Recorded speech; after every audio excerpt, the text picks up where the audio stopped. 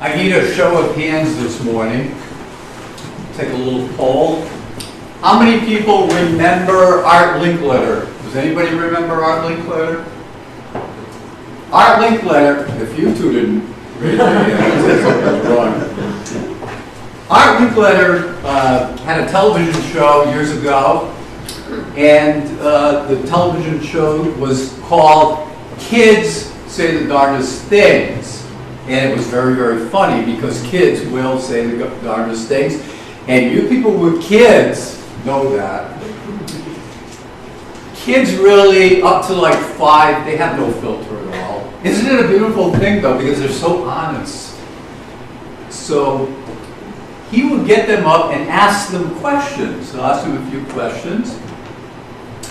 And all of the answers always are from the heart, never from the head. Whatever comes to mind, they say. And I remember one particular show, because I laughed so much. A little girl, he asked, he said, "What do you want to be when you grow up? What will you be when you grow up?" And she thought for a moment, and she said, "A movie actress. I really want to be a movie actress." He said, "Wow, that's a very, very, very good vocation, a movie actress. And what do you think a movie actress does in any given day?" And she thought for a moment, and she said, "Well, I think she'd get up in the morning and have a movie star breakfast. A really nice breakfast," she said. I said, "Oh, good. And what else?" She said, "And then she'd have a really great movie star lunch, a really big, fabulous lunch." I said, "Wow, very good. And then she'd go on the movie set and have a fabulous movie star movie." He said, "That's good. And then she would have a fabulous movie star dinner with all her friends." I said, "Very, very nice. And is that all?" She said,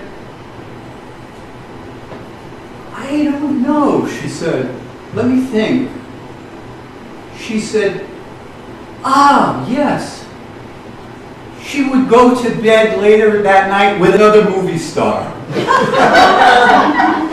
So,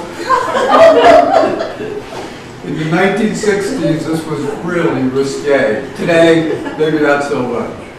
But kids do say the darndest things. And St. Francis, of all saints, was a real child at heart, if anything. He had a lot of big plans, though. And his plans, he would do at the spur of the moment. Whenever the Spirit hit him, he would do it.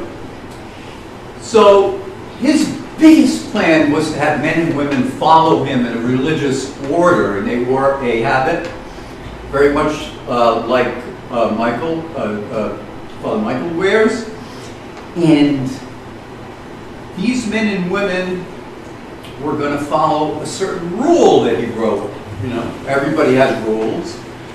So he would write a rule, and he had to get permission from the Pope. Pope Innocent III was the Pope at that particular time. And St. Francis was not known for his hygiene. He was with animals all the time. He just, let's face it, he didn't bathe all that much, but went around the countryside, and very, very, very fond of animals. In fact, today, if you see him, there's always some animals. If you see a statue, you'll always see birds. You'll see a donkey. You'll see the wolf of Gubbio. He's always surrounded by animals. So Pope Innocent III granted him an audience. In those days, you could get an audience with the Pope, not like today. And as he approached the Holy Father started going like this. He said, "You smell like a pig." And Francis had a little mud on him, on his habit. And so Francis said, "I'd like to form an order. He said, well, you know what? You're going to have to get out of here and go roll with the pigs. So St. Francis did exactly that. He did exactly what the Pope, what the Pontiff told him. He went, he rolled with the pigs. The following day, of course, he came back, and he was muddier than ever when Innocent III started to laugh. And he said, this guy's got something. He follows directions. This guy will probably make a great religious leader, and he'll have a great order. To which he did. There's no order bigger in the church, the 3 branches, but there's still to today, there's no order. It calls men and women, the poor clerics, the conventuals, the OFMs, and the Capuchins. No order is as big as his order is today. Why is that so? Because he was a child at heart. He had more fun than probably any other saint. He was a little bit crazy, and you have to be a little bit crazy, I think, to be a saint. He was a man of the people, if anything else, but always a child at heart. Very industrious, rebuilding churches, small chapels in the countryside. And one thing though, he became a deacon, but he never really aspired to more than that. They pushed him to be a priest, and he said, nah.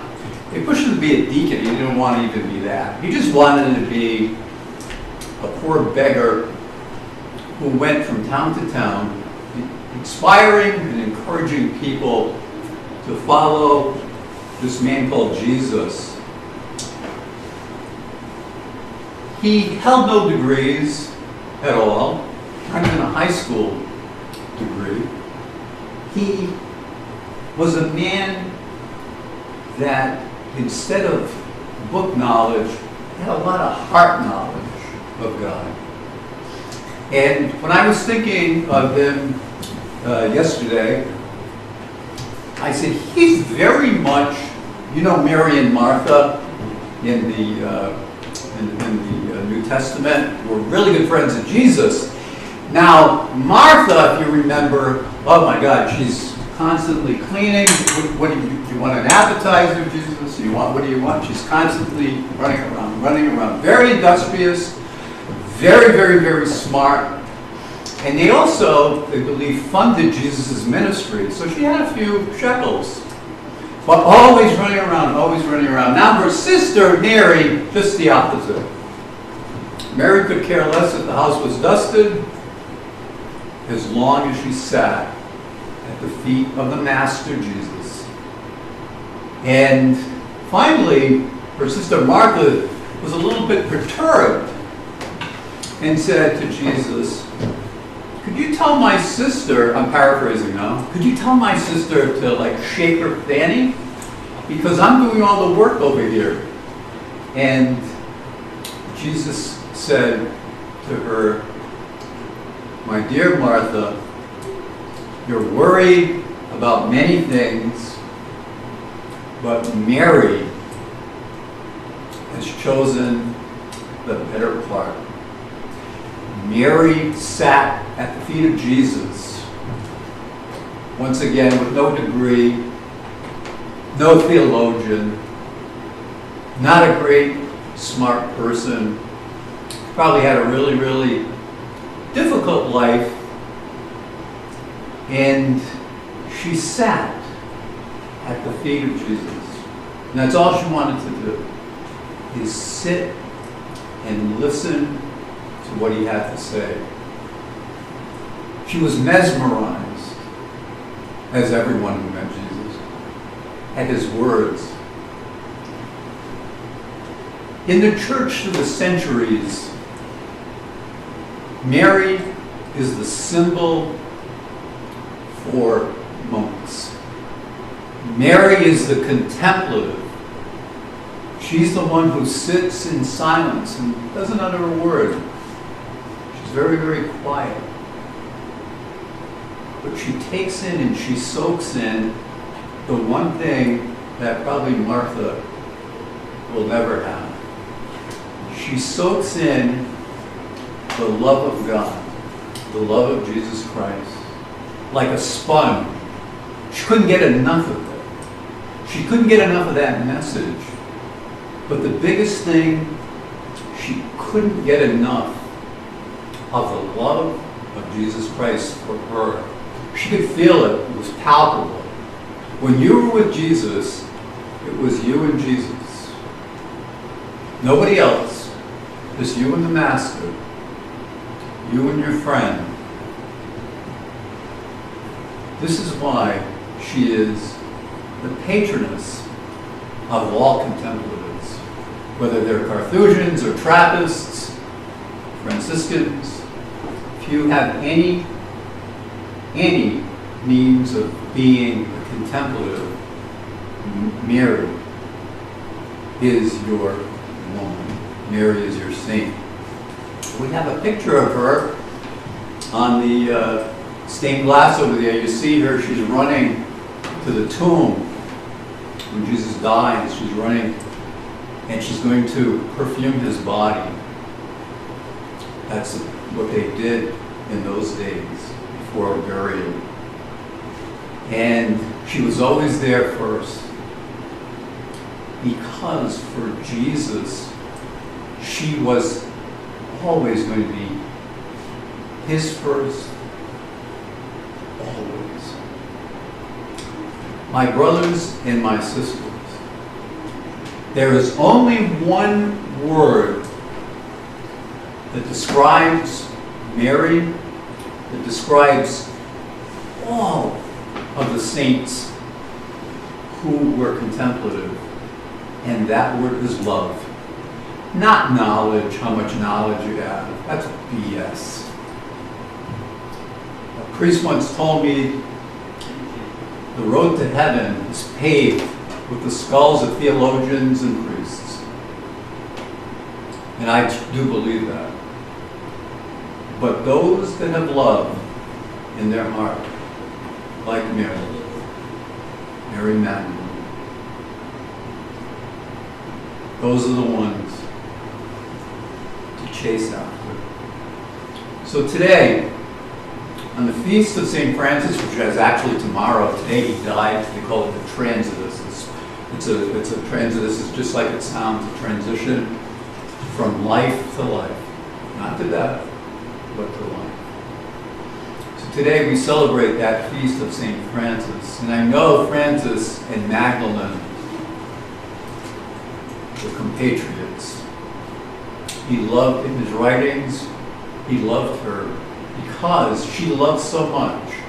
She was a sinner, but the thing that covered a multitude of sins was her love for him. Amen. Amen.